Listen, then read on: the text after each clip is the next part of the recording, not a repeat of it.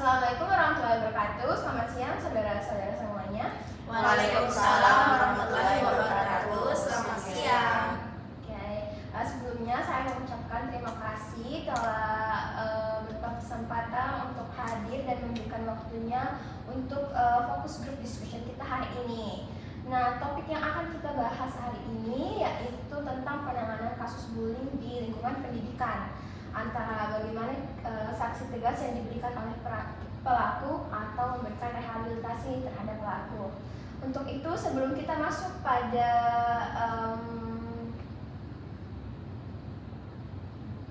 penggalian kasus, saya akan memperkenalkan diri terlebih dahulu. Perkenalkan, saya Fitriani Hamnur, bisa kalian panggil Via atau Kak atau apa. Di sini saya sebagai moderator untuk fokus grup discussion kita hari ini. Sebelum kita masuk ke lebih mendalam, boleh perkenalkan diri dulu satu persatu. Boleh di bagian kanan saya. Perkenalkan, saya Najwa Pusnawaifa. Kalian bisa memanggil saya Najwa. Perkenalkan, nama saya Nur Putri. Kalian bisa panggil saya Putri. Kenalkan, nama saya Sekina. Kalian bisa panggil Kina.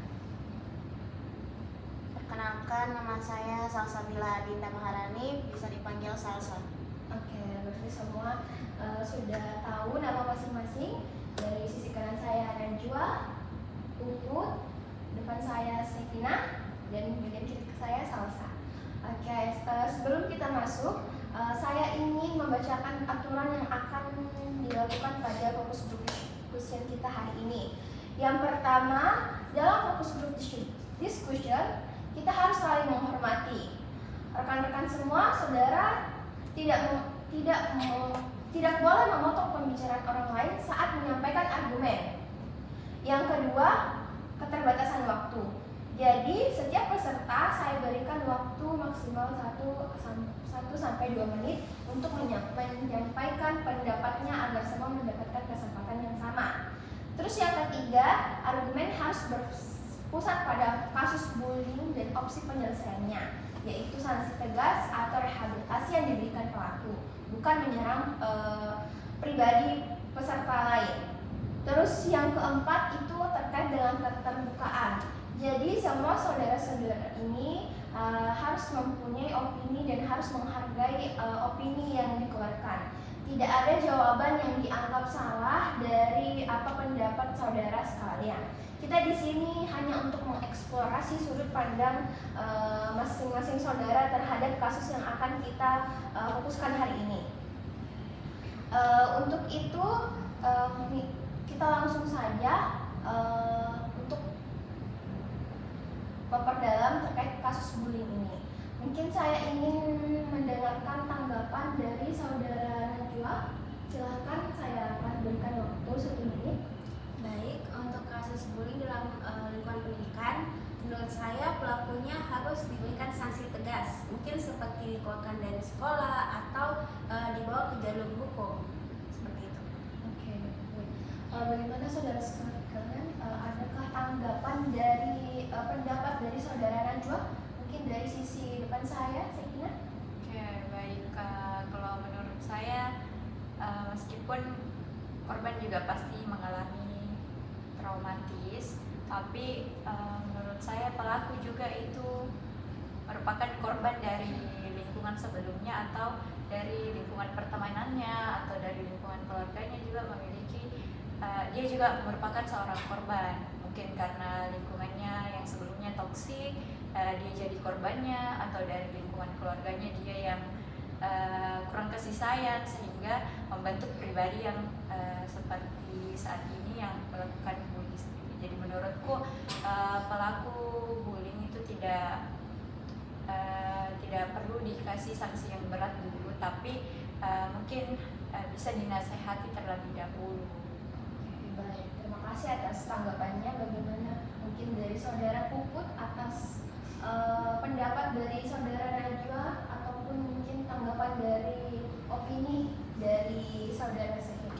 Menurutku itu kalau pelakunya harus dikasih sanksi begitu. Apalagi kan korbannya kita tidak tahu ini korbannya bakalan dapat kayak trauma atau gangguan psikologis privasinya terganggu karena dari pembulian dari pelakunya. Gitu. Bagaimana saudara Sekina tentang hal tersebut? Tapi kalau misalnya langsung dikasih sanksi begitu, bakalan rusak juga mentalnya ini pelaku. Masa kita mau balas satu korban, masa kita mau menyembuhkan satu korban dan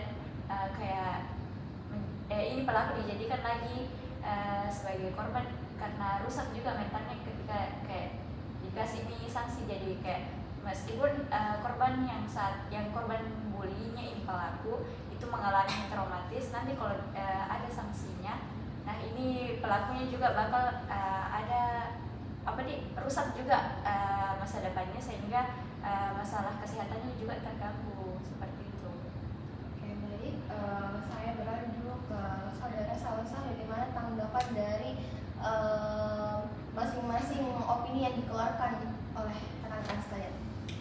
Kalau menurut saya itu memang pelakunya ini harus dikasih sanksi begitu. Tapi kalau misalkan sanksinya itu harus dikeluarkan dari sekolah, itu berarti kita tidak menyelesaikan masalahnya begitu. Karena bisa jadi si pelakunya ini lakukan pembulian lagi di sekolah lain begitu, atau di lingkungan baru yang lain.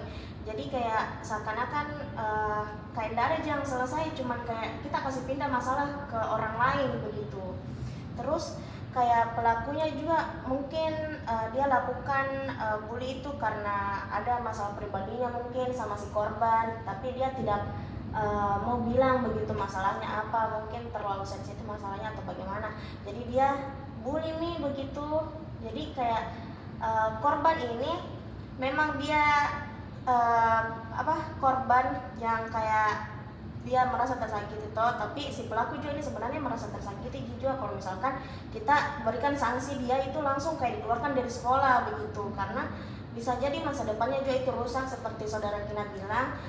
Terus kalau menurut saya itu mungkin harus kisahnya lakukan konseling atau rehabilitas untuk si pelakunya biar dia berubah di perilakunya begitu. Jadi kalau misalkan dia mau berubah perilakunya, dia tidak akan menyebarkan masalah lagi ke sekolah-sekolah lain kalau misalkan sanksi untuk dikeluarkan dari sekolahnya itu diberikan gitu.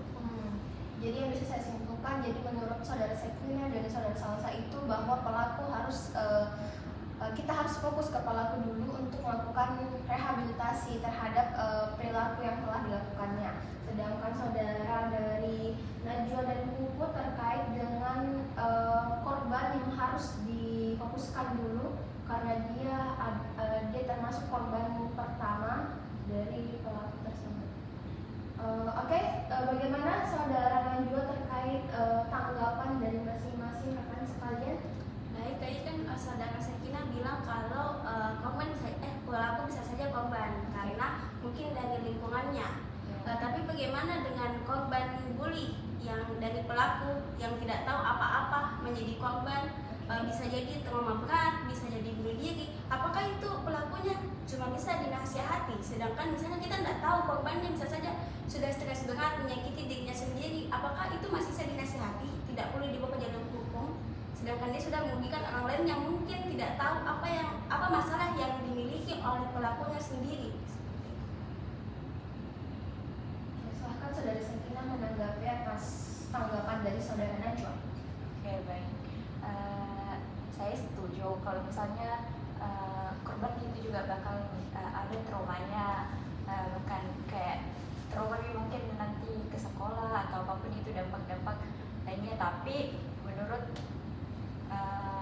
opiniku di sini kayak pelaku ini tidak perlu yang sanksi berat karena dia juga mungkin korban, daripada nanti memunculkan korban-korban lainnya. Bisa jadi juga nanti kalau misalnya dikasih sanksi hukum, keluar dari situ tanpa adanya penanganan tadi kayak konseling, kayak rehabilitas, dibimbing atau apapun itu, nanti bakal ada korban-korban selanjutnya lagi kalau hanya efek jerah saja. Kalau misalnya dikeluarkan dari sekolah, nantinya bakal ada mungkin bully di lingkungannya sekitar, bukan di lingkungan pendidikan lagi. Jadi menurutku korban itu perlu dibimbing, bukan dihakimi, begitu menurut saya. Bagaimana saudara?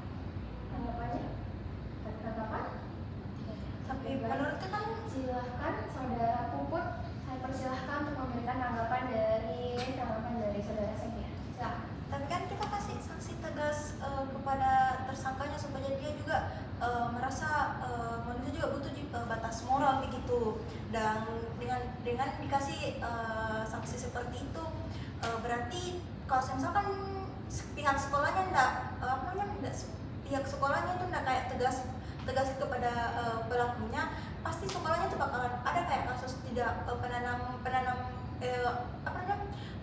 hukumnya itu kayak dia anggap enteng ki. Oke, baik. Karena diskusi mulai sangat mendalam, saya melihat kedua pihak ini sudah termasuk pro terhadap korban dan kontra terhadap korban. Oke, karena itu forum saya buka untuk saling menanggapi secara langsung, namun ingat aturan untuk tidak saling memotong saat salah satu dari kalian sedang memberikan pernyataan. Jadi silahkan untuk menanggapi, silahkan dari saudara Sekina atas tanggapan dari saudara Put. Oke. Tapi kan kayak ini pelaku seperti yang tadi tidak ada aturan-aturan dalam sekolahnya nanti kedepannya, tapi kalau misalnya langsung dikeluarkan, diberikan sanksi, dikeluarkan, ini bakal muncul lagi di sekolah lain, bakal terjadi lagi kalau misalnya pelakunya ini tidak ditangani atau mungkin dibimbing, jadi bakal jadi masalah lagi untuk sekolah-sekolah lainnya. Menurutku lebih baik diselesaikan memang dari sekolahnya yang sekarang supaya tidak ada korban selanjutnya. Mungkin dari Silahkan langsung menanggapi, karena saya memberikan kesempatan untuk kalian. Silahkan. Nah, itu nih menurutku pentingnya dibawa ke jalur hukum. Kan tadi bilang butuh konseling segala macam.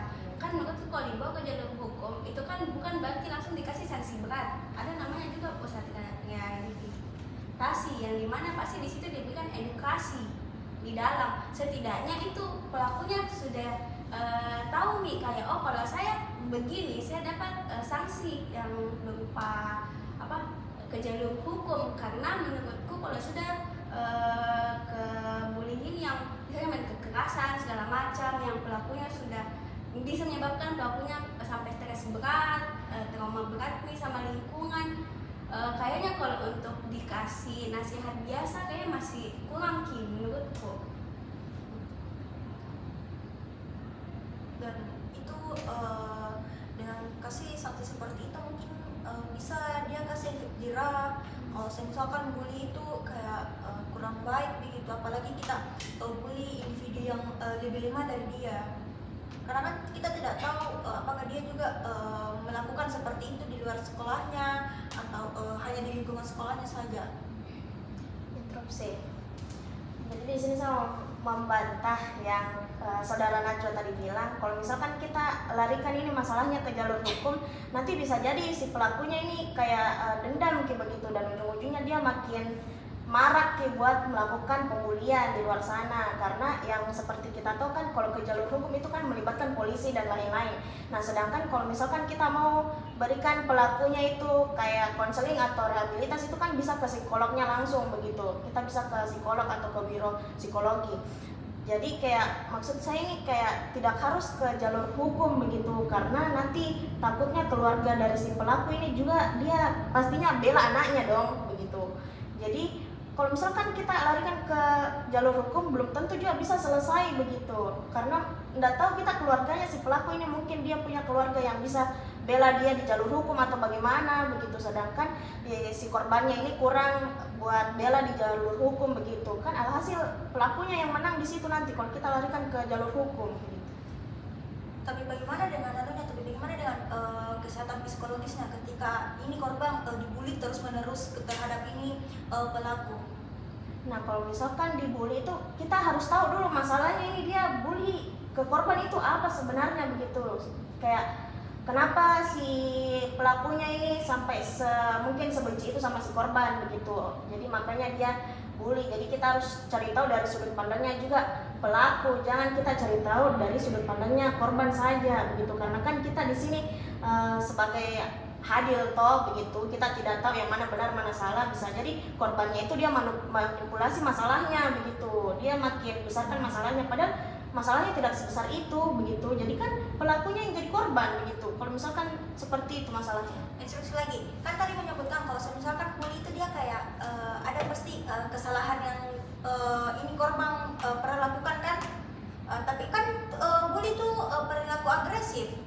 dilakukan oleh individu secara berulang ataupun kelompok. Berarti dan tujuannya juga boleh dipastikan pertama intimidasi, kekerasan fisik, dan itu pasti bakalan berdampak dengan psikologisnya. Interupsi. Nah, kalau misalkan seperti itu, kita bisa melakukan yang namanya itu konseling kelompok, yang dimana kita juga bisa lakukan konseling untuk satu keluarganya si pelaku, kenapa kepribadiannya si pelaku itu seperti itu. Terus kita juga bisa konseling si korbannya, kita cari tahu korbannya ini mengalami apa setelah dibully itu, apakah dia trauma atau mungkin dia dari situ kayak belajar untuk harus menguatkan mentalnya begitu, karena dunia itu memang sekeras itu begitu. Jadi kita bisa edukasi untuk kedua keluarganya begitu, untuk mencari solusinya itu seperti apa begitu, moderator. Oke, jadi maksud Anda untuk pelaku ini kita harus berfokus ke pelaku untuk dua arah, untuk mendengarkan ceritanya masing-masing, bukan hanya berfokus pada korban. Dan untuk penanganan tadi disampaikan oleh saudara Najwa itu masuk ke ranah hukum. Anda tidak setuju akan hal itu? Ya. Oke, bagaimana tanggapan dari saudara tim Pro? Kontra? Ya, menurutku kan tadi namanya kita bakal melakukan konseling kelompok kan. Bagaimana kalau misalkan dari pihak keluarganya si korban ini tidak mau? Karena kan kita tidak tahu kondisi fisiknya korban ini kuat jika kalau misalkan kita kasih ketemu dengan ini pelaku. Karena otomatis kalau kita dibully pasti kan ada merasa kayak takut untuk ketemu sama pelakunya, takut berhadapan apalagi berbicara. Pasti ada nanti namanya ini, dan pasti hukum juga bakalan tahu gila yang mana salah yang mana benar juga, apalagi ini kan kasusnya pembulian, apalagi juga pembuliannya juga di lingkungan sekolah.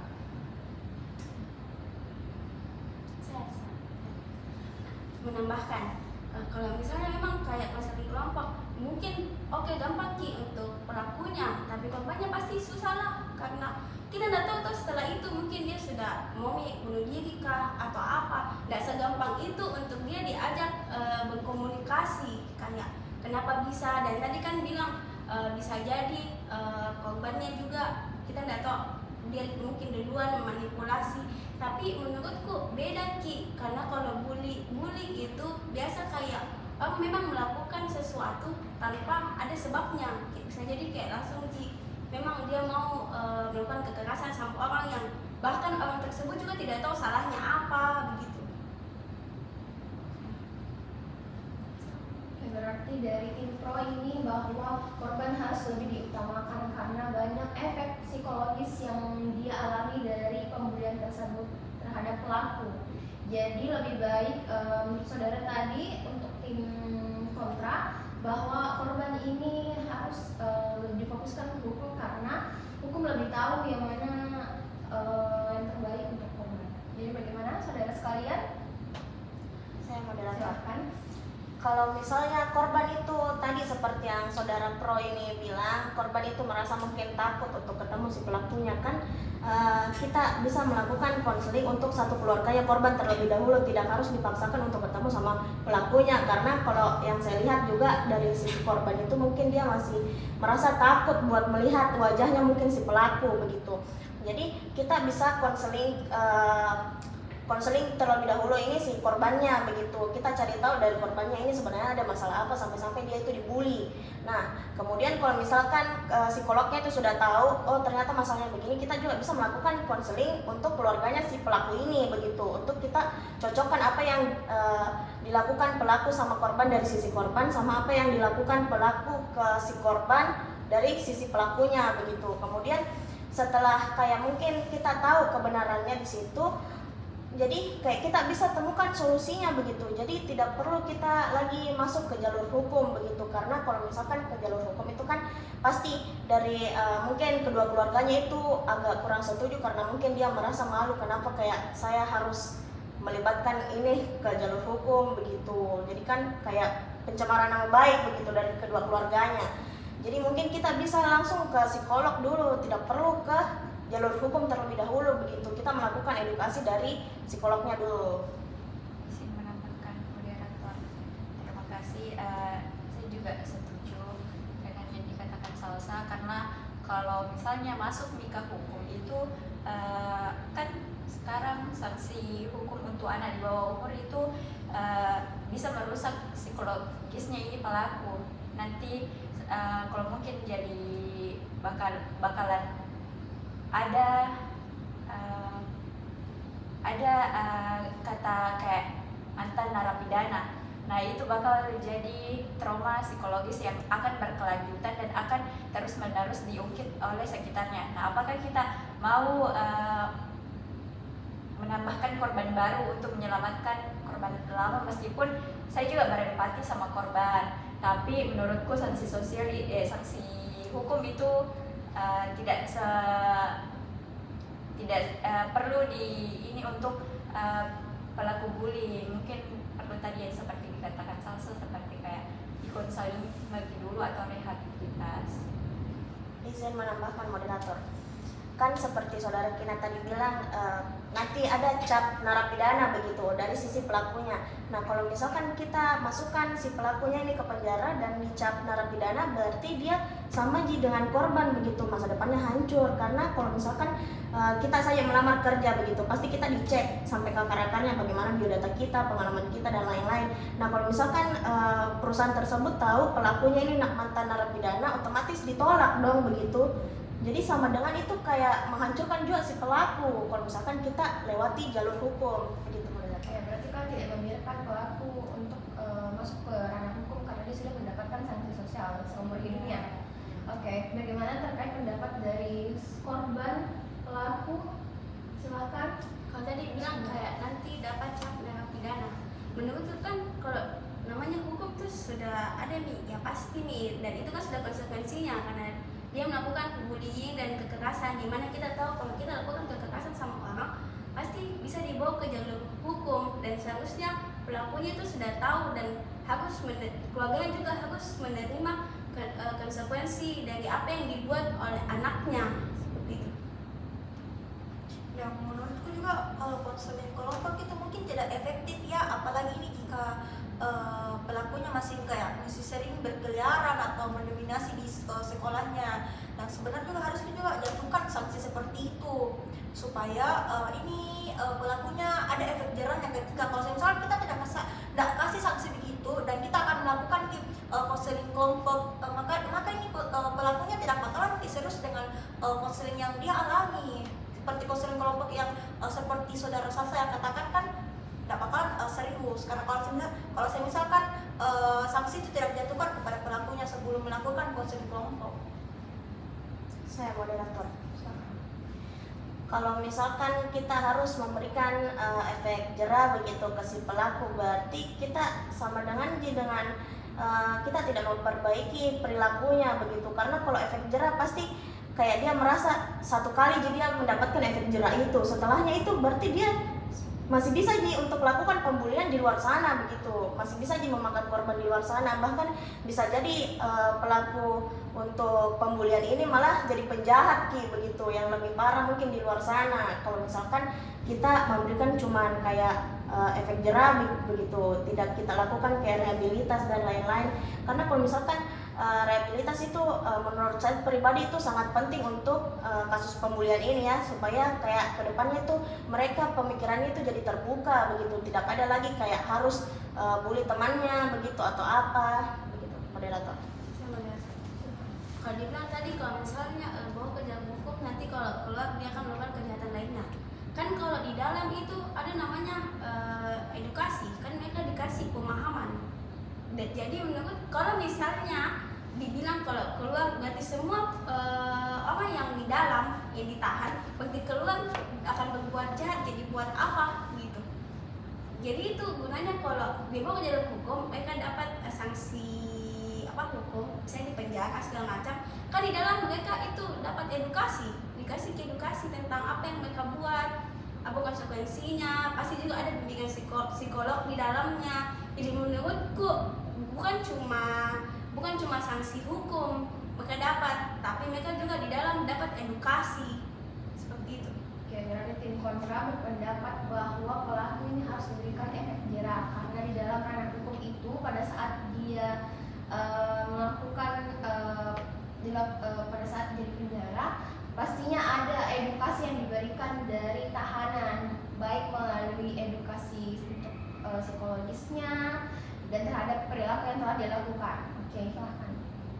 Ada tadi yang ingin menanggapi? Silahkan. Saya moderator.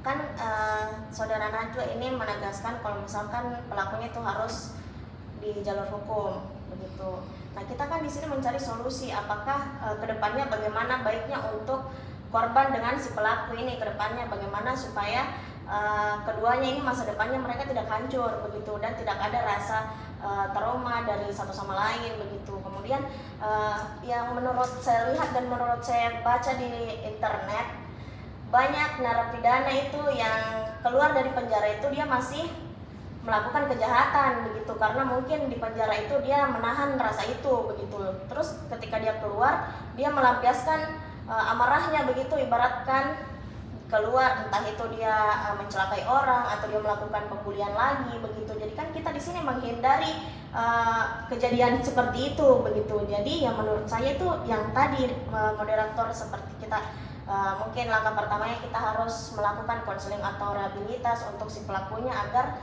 perilakunya itu dia bisa diubah dan membaiklah untuk kedepannya. Oke, jadi menurut Anda untuk tim pro bahwa pelaku ini tidak harus awalnya tidak harus masuk ke ranah hukum.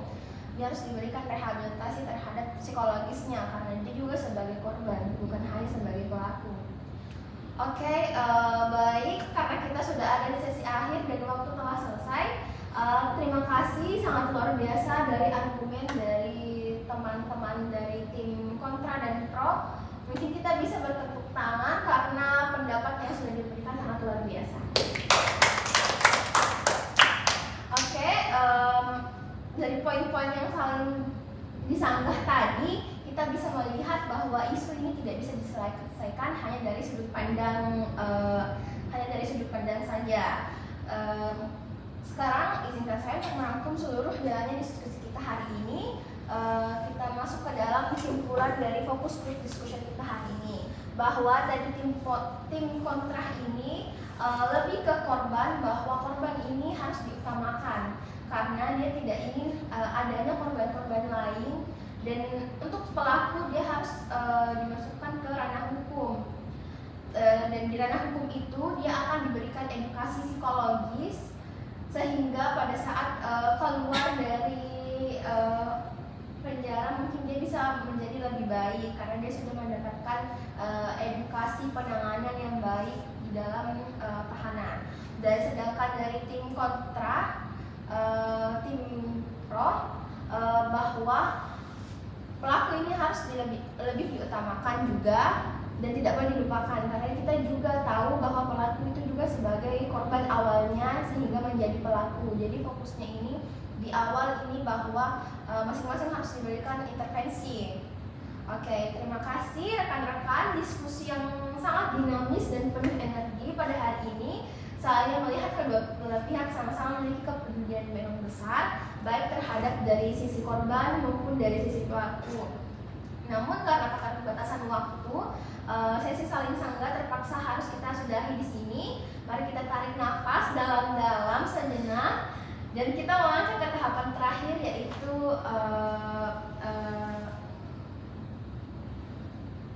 pengakhiran dari fokus discussion kita hari ini. Berhubung waktu debat terbuka sudah selesai, mari kita kunci seluruh poin argumen ini. Saya tutup. Wassalamualaikum warahmatullahi wabarakatuh dan terima kasih.